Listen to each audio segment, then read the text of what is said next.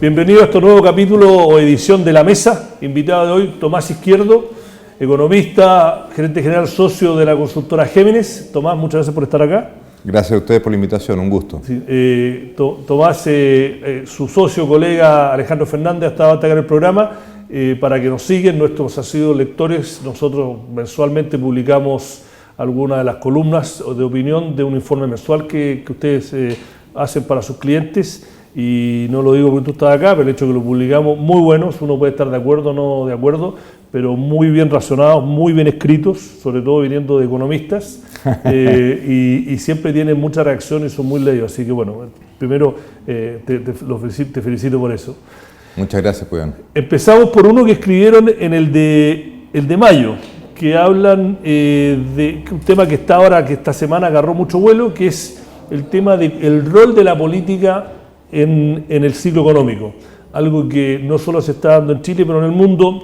Este año hay varios analistas geopolíticos que dicen que este es el año en que la política marcó la pauta y que estamos en una recesión geopolítica y que a Chile un poco le toca. El debate de las pensiones, y no solo de las pensiones, el debate de la reforma ha sido como el elemento dominador.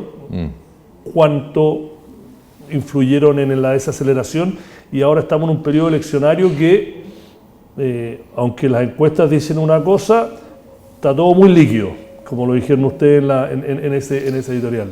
Sí, efectivamente. Yo tengo la sensación de que nos habíamos adormecido. Teníamos la sensación de que la economía mundial iba en una especie de velocidad crucero alineada en torno a lo que habían sido las grandes ideas fuerza, la globalización, la competitividad, en fin, que además hizo un aporte enorme si uno piensa el proceso de globalización y de traslado de la producción hacia los países que eran más baratos para producir y más rentables, tuvo un impacto sobre el crecimiento enorme. El comercio mundial creció a más del doble que el producto en las últimas 2 décadas. Pensábamos que esto se mantenía en el tiempo y finalmente viene una especie como de descontento generalizado. Nos sorprende primero el Brexit. La verdad es que las encuestas ahí no estaban tan lejos de augurar lo que finalmente pasó, pero igual fue una gran sorpresa. Nos sorprende doblemente la elección de Trump en Estados Unidos, y con diferencias, pero yo creo que hay un elemento, un hilo conductor de este descontento, que tiene que ver quizá con una clase media que quedó un poco rezagada y perjudicada en términos de su participación en el ingreso, en términos de sus condiciones de vida, pérdidas de puestos de trabajo en las industrias más tradicionales, etc. Eso como eje, ¿cierto?, en las economías llamadas industrializadas tradicionales en Europa y en Estados Unidos. Y en Chile, a nuestro modo, siempre un poco distinto, un cierto descontento también de una clase media que ya tiene todo lo básico y que quiere aspirar a más. Y que da la sensación entonces que se quiere revisar el modelo. Y ahí es donde empezamos a tener problemas, porque no se trata de tirar el mantel y cambiarlo todo, sino que más bien hacer correcciones. Fue lo curioso, esta semana salió un informe que yo lo encontré fascinante, no sé si tuviste la tercera y nosotros hicimos un poco un resumen, pero el libro se publicó después que es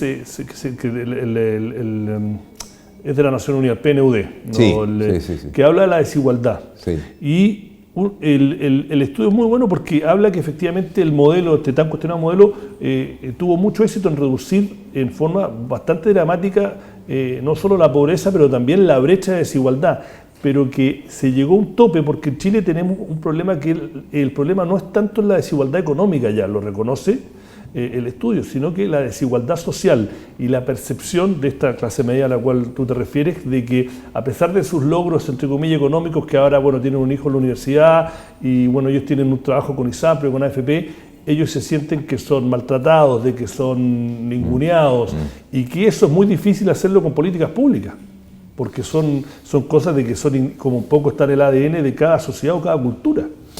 Sí, bueno, a ver, a mí no me cabe duda que el modelo tan criticado ha sido exitoso en sacar a una gran cantidad de gente de la pobreza. Eso es válido para el mundo. La extrema pobreza en el mundo cayó del 30 al 10% en los últimos 20 años, una cosa notable, principalmente Asia, principalmente China, en fin, también la India, pero es un número tremendo. Y en Chile también se ha reducido tremendamente la pobreza y efectivamente viene ahora esta especie como de descontento, de querer un poquito más. Y tengo la sensación de que, entre comillas, nosotros, de cara a lo que se viene para el próximo año, ya nos dimos un gustito. Y que eso es bueno. Nos dimos un gustito con un gobierno que quiso revisarlo todo, el gobierno que está terminando, más con corazón que con cabeza, creo yo. Con costos que muchos anticipamos en materia de crecimiento económico, inversión, para qué decir, empleo, y que finalmente esto, bueno, nos deja una lección. Es difícil pensar que en un próximo gobierno, aunque sea entre comillas de continuidad, que hoy día por lo demás no tiene las mejores probabilidades, la candidatura de Guillier, es difícil pensar que no se vaya a reparar en los costos que ha tenido las reformas aceleradas y disruptivas que pasó este gobierno con minorías, además, con mayorías bastante justas en el Parlamento. Entonces, ese gustito nos deja lecciones que si queremos hacer reformas que duren en el tiempo, tenemos que buscar consensos amplios, que tenemos que tratar de rescatar una serie de elementos positivos que tiene nuestro modelo y que bueno, ha generado el éxito que comentábamos en materia de crecimiento económico y disminución de la pobreza, y que a partir de ahí entonces ir afinando las cosas, te fijas. Es evidente que hay que ir haciendo correcciones, es evidente que a la medida que va mejorando el nivel de ingreso de la población uno puede aspirar a más. Pero tú dices que es evidente, una crítica que hacemos desde el diario y que hago yo, es que esa evidencia, si uno lee este informe, estudio, solo el tema de las pensiones, era evidente hace 8, 9, 10 años. Sí. Y la crítica que hacemos nosotros, yo digo a nivel del diario, tanto el sitio político como el sitio económico, es que acá la crisis que enfrentamos ahora no es institucional per se, porque las instituciones mal bien o regular han seguido funcionando. El problema acá, la crítica que le hacemos es que las élites, tanto políticas como empresariales, no se hicieron cargo de lo que tú dices que ahora es evidente. Yo estoy totalmente de acuerdo con eso. O sea, de hecho me tocó entrevistar, me acuerdo, al hombre que está a cargo de las AFP hace un año atrás en un programa de radio. Entonces, ¿A Andrés Santa Cruz o a Fernando Larraín? No, al anterior, a Pérez. Pérez Maquena. Claro. Y le pregunté, bueno, ¿cuál es la forma en que las AFP, la industria de la AFP, muestra cuáles han sido sus logros, ¿cierto? Y sus resultados, etcétera? Entonces me dijo, mira, tú puedes entrar al sitio web. Y dije, bueno, estamos con problemas. Estamos con problemas porque una industria de ese tamaño, con la cantidad de recursos que maneja, tenía la obligación de dar a conocer lo que estaban logrando desde hace mucho tiempo y de levantar el problema emergente que estaba apareciendo, que era la tasa de reemplazo bajo, las lagunas previsionales y todo lo demás, para efectivamente ir buscando que institucionalmente se corrigieran esos problemas. En el ámbito empresarial en general, bueno, algo parecido, todo lo que fue conociéndose como en cámara lenta respecto de la colusión en algunas industrias importantes, recién destapa la olla de que ese tema no estaba bien abordado y que había que abordarlo. Yo estoy completamente de acuerdo contigo que ahí hay una responsabilidad de los actores de no haberse anticipado y dejar pasar el tiempo con todo el costo político que eso significó. Ahora, nos fuimos quizás al otro extremo. Yo tengo la impresión de que el actual gobierno hizo una lectura un poco distorsionada de la realidad. ¿En qué sentido? En que focalizó su programa en los grupos, digamos, que hacían más ruido. Fue un poquito capturado por la calle, dando a entender de que la calle era representativa de la gran masa. Y yo creo que hay un error grueso. Vamos a ver, yo creo, en las elecciones que vienen. Sí, pero si tú miras las encuestas hoy día, grado de aprobación, todas, a la reforma tributaria, que uno diría, bueno, la reforma tributaria le iba a quitar más plata a los ricos para darle más a los pobres, digamos. La reforma laboral, que iba a empoderar dentro de la negociación en las empresas al trabajador respecto del dueño del capital. La reforma educacional, que iba a dar gratuidad, ¿cierto?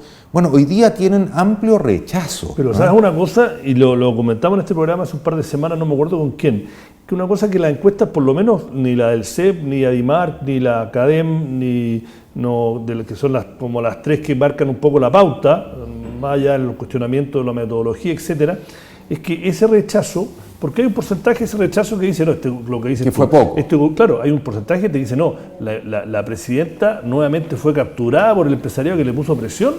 y las reformas no fueron suficientemente radicales y lo único que eso es mover un poco y seguimos administrando un modelo neoliberal y todo. Y hay otra gente que dice, no, esta señora se fue, exageró.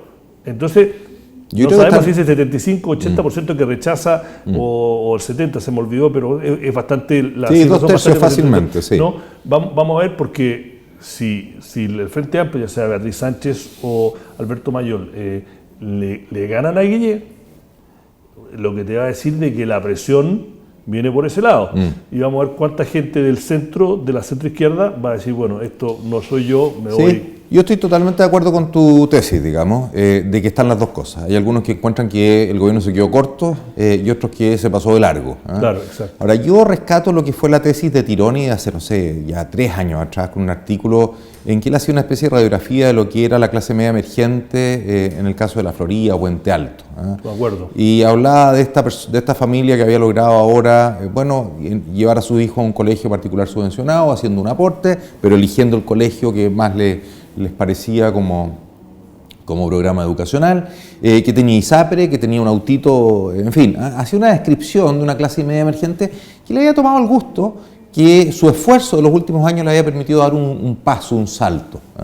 Yo creo que es bien importante no olvidarse de esa gente. ¿En qué sentido? Aquí es una apuesta, esto está líquido, como tú dijiste al comienzo, políticamente, y no sabemos cómo va a terminar. Pero yo tengo la sensación de que pesa más la gente que quiere seguir teniendo oportunidades de crecer, de tener trabajo, mejorar las condiciones de trabajo y teniendo mejores ingresos producto de que a la economía y a la empresa le va bien, que aquellos que quieren un rol más asistencial por parte del Estado o un tamaño del Estado mayor que se haga cargo de más áreas de la economía. Está por verse, hay que medirlo. El Podemos chileno, que es el Frente Amplio, tiene un techo, no sabemos cuál es ese techo, pero tiene un techo. Yo tengo la impresión que el Podemos chileno tiene un techo entre 15 y 20%, por lo demás no muy distinto del Podemos español.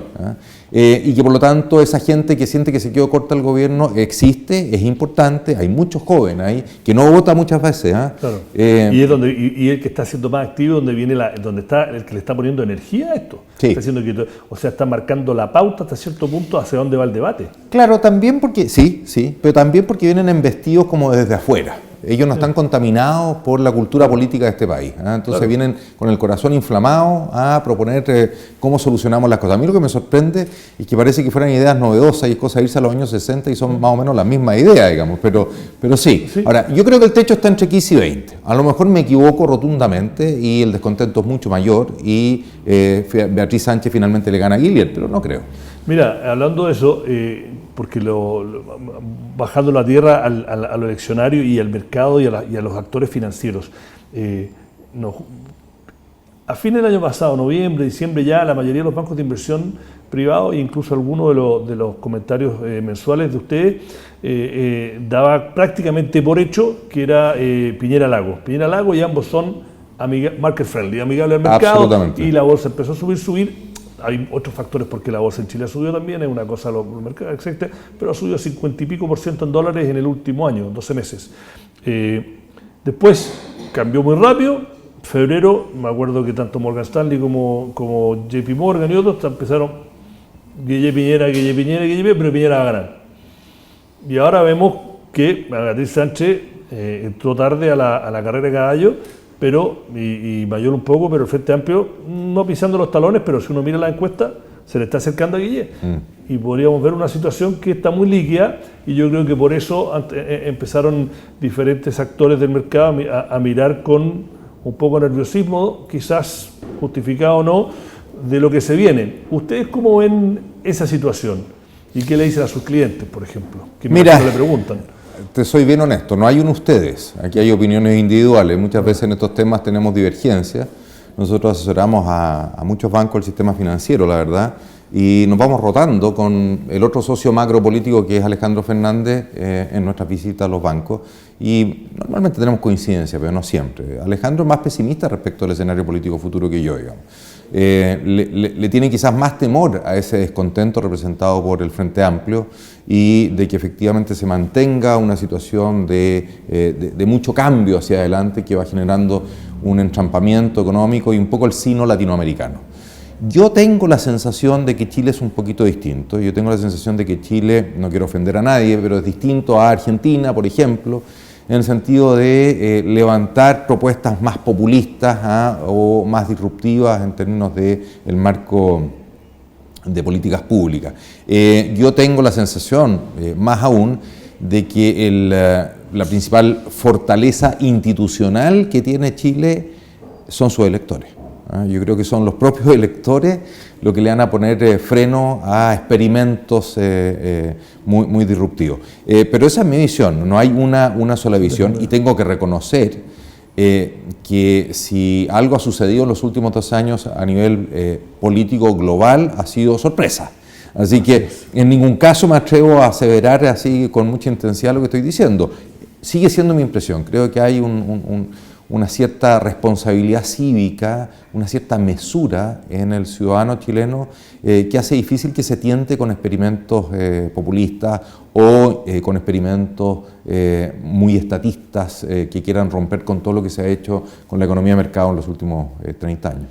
Vamos ahora, pasemos a una parte más técnica. La economía chilena ha tenido un periodo de desaceleración bastante fuerte, pero no entró en recesión, no se puede hablar de una crisis, pero comparado con los últimos 25 años, bueno, dado todo la combinación de lo que pasó afuera, principalmente con el precio del cobre, y el impacto que es inmedible técnicamente, qué factor tuvieron el ruido que hacen la reforma o que hicieron la reforma, no, pero todo indica de que en el segundo semestre va a empezar a repuntar y que el próximo año el repunte va a ser más fuerte. ¿Cómo ven ustedes la salud de la economía chilena a nivel macro? ¿Cómo ves tú? Porque ahora me dijiste que sí. Sí. No, yo creo que en eso no tenemos diferencia. Yo creo que hemos logrado mantener activos importantes que son la fortaleza institucional en lo macro. Nos hemos chasconeado un poco en materia de política fiscal, sí, pero no te diría que por una responsabilidad directa o expresa de, en este caso, el ministro de Hacienda, sino que porque las circunstancias y una regla fiscal que no ha sido, a mi juicio, suficientemente perfeccionada, permitieron que los supuestos fueran sistemáticamente equivocados. Finalmente, siempre estuvimos previendo que al año siguiente la economía iba a crecer un poquito más, no sucedía, los ingresos eran más bajos y las cifras fiscales efectivas, el déficit efectivo siempre fue un poquito mayor de lo que se esperaba. Pero en materia fiscal yo tengo la sensación de que nadie tiene ganas de romper con lo que hemos logrado, y es más, dentro de las mismas propuestas del gobierno de Michelle Bachelet está avanzar en la consolidación fiscal, y se pusieron fechas y todo lo demás, y el ministro de Hacienda por lo demás lo volvió a repetir ayer en un programa de televisión en que le tocó participar. Y en materia de Banco Central y de manejo de la inflación también yo diría que la fortaleza no está cuestionada, a pesar del chascarro del programa de Guillier, ¿cierto?, que estaba proponiendo un tipo de cambio fijo, que fue una experiencia algo traumática para Chile en particular, así que no era muy atinada la propuesta, que irrumpe abiertamente en un ámbito de discrecional del Banco Central, y ahí la delicadeza del punto, digamos. Claro, porque eso indicaba, que no lo decía, pero sí indicaba, porque si pones, significa que la independencia y autonomía del Banco Central... Absolutamente, está implícito el cuestionar la autonomía del Banco Central. Pero la verdad es que cuando se aterrizan estos temas, yo diría que el amplio consenso está en que estos son activos valiosos. Y que desde esa perspectiva, salga quien salga, es difícil que se le meta mano. Y eso es importante a la hora de comparar a Chile respecto de otras economías emergentes y de otras economías latinoamericanas. Yo creo que se puede avanzar mucho más. Yo creo que se puede avanzar en tener una agencia que sea capaz de hacer un seguimiento a los resultados de las reformas en el tiempo, para ir perfeccionando, te fijas, los cambios normativos de la economía, al estilo de lo que se hace en Australia o en Nueva Zelanda. Se puede avanzar por fortalecer más el marco institucional, sin duda, pero no está en riesgo, no lo veo, y creo que eso es un elemento importante para ser relativamente más optimista respecto a que, como tú decías en la introducción de este tema, la economía puede ir efectivamente mejorando su desempeño en materia de crecimiento hacia adelante. Yo creo que están dadas las condiciones. Se nos acaba el tiempo, así que la última pregunta, relativamente corta, pero tengo una apuesta con el gerente general de uno de los grandes bancos, que es cliente de usted, que dice, y una comida, que este año a Chile sí o sí le recortan la nota crediticia. ¿Tú dónde estás en ese debate? Yo creo que es bien probable que le bajen la nota, pero fíjate que creo que se la pueden bajar más que porque se haya chasconeado nuestro ministro de Hacienda en materia de la política fiscal, por el bajo crecimiento y por la sensación de que Chile se quedó estancado en un crecimiento más bajo. Y eso per se, dado como tú también dijiste, los compromisos que se han ido adquiriendo en materia de gasto público hacia adelante, significa eventualmente un deterioro. Yo creo que por ese lado hay una amenaza, a pesar de que creo que la economía va a andar mejor en el segundo semestre. ¿Y tú crees que van a esperar hasta antes o después de las elecciones? Las dos agencias que... Bueno, vamos a ver, hubo un precedente interesante, que la colocación de deuda pública que se hizo fue muy buena. Muy buena, y una tasa mucho más baja de la del año pasado. Así es, y ese es un benchmark. Y ese es un benchmark que puede llevar a quizás a las clasificadoras y decir, ¿sabes qué más? Démosles un ratito más y veamos si efectivamente en el segundo semestre la economía chilena empieza a repuntar. Si es que no se hace una revisión este año, yo creo que no la van a bajar, porque yo creo que elementos para mantenerlo en la actual clasificación de deuda se van a dar en el segundo semestre del próximo año. Pero si se hace a mediados de este año hay un riesgo. Bueno, muy entretenido, pasó rápido, hablas como escribes, así que bienvenido, ojalá conocerte la última vez, a lo mejor te traigo a ti y Alejandro que vengan juntos alguna vez al programa. Encantado, pues un gusto. Bueno, esta ha sido otra edición de La Mesa, invitado fue Tomás Izquierdo, economista, consultor, socio de Géminis, y será hasta la próxima, acuérdense de seguirnos por las redes sociales.